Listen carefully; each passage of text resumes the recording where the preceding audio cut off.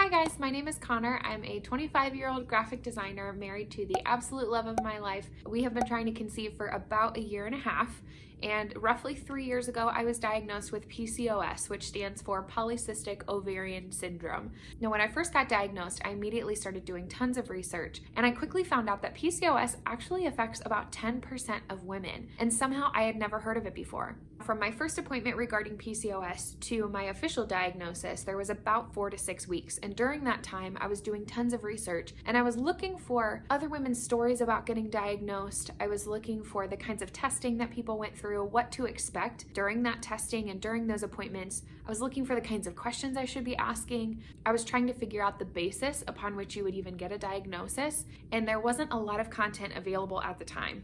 So what I want to do in this video is give you a brief description of why I'm doing this, why I'm sharing my story, and what I plan to share in the future, as well as give you a brief summary of just all of the things that I've been through so far.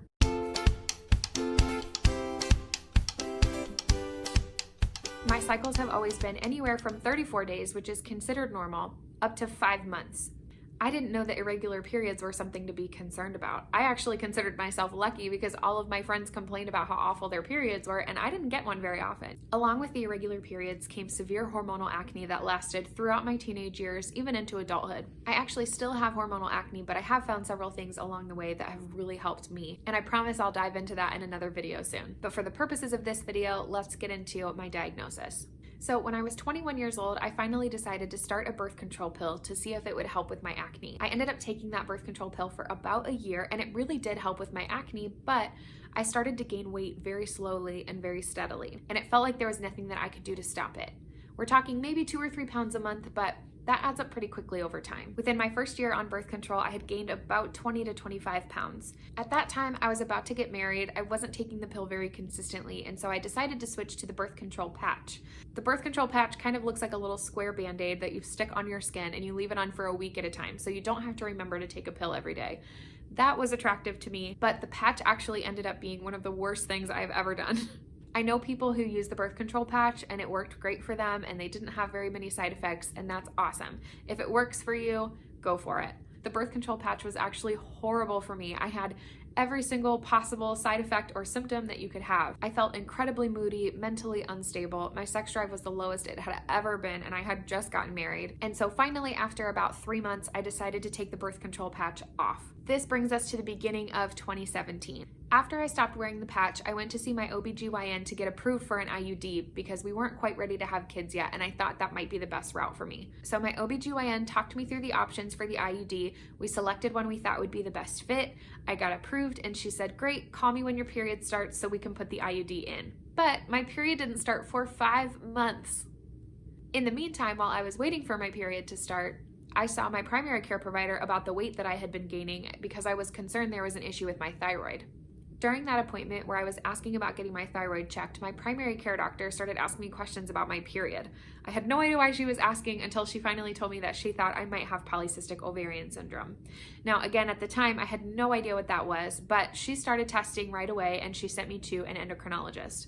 So while I was waiting to see an endocrinologist, my primary care doctor ordered several panels of blood work for me to check my thyroid, my hormone levels, my adrenal glands, all kinds of other things that I will break down for you guys in another video. I also got a transvaginal ultrasound done before I saw my first endocrinologist to take a look at my ovaries and see if I had any cysts. At the time, I actually didn't have any cysts on my ovaries and they looked completely normal. This is when I learned that one of the biggest misconceptions about PCOS is that you have to have cysts to get diagnosed. That is not true. I actually was able to get diagnosed at my first appointment with the endocrinologist after the blood work and ultrasound, just based on the fact that I had irregular periods and high testosterone.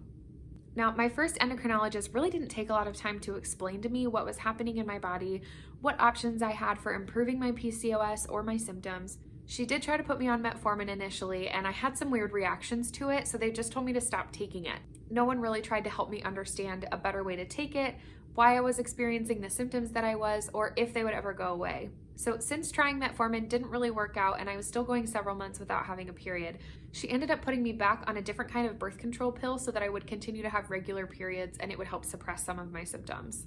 So I started the birth control pill for a second time in October of 2017, and I took it until October of 2018. In October of 2018, my husband and I decided that we were almost ready to start looking for a house and almost ready to start trying for our first baby. Based off of the other times I had gone off of birth control, we knew that it would probably take a few months for my body to adjust once I came off of it. So that first cycle off birth control was actually about 150 days.